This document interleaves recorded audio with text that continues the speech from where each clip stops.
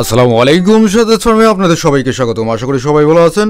তো চলে আসলাম আপনাদের একটি গুরুত্বপূর্ণ ভিডিও নিয়ে।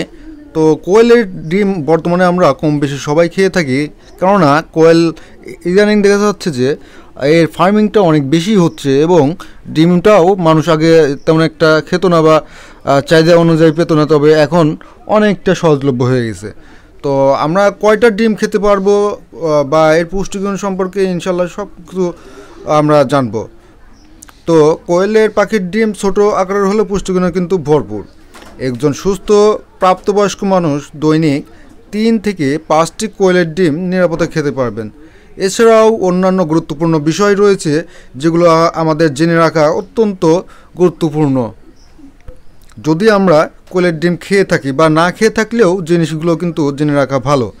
আমাদের অনেকেরই বাচ্চা আছে যাদেরকে আমরা কোয়েলের ডিম খাইয়ে থাকি। তো চলুন জেনে নেওয়া যাক।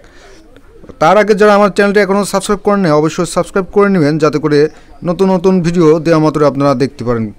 আর যারা সাবস্ক্রাইব করে রেখেছেন তাদেরকে অসংখ্য অসংখ্য ধন্যবাদ।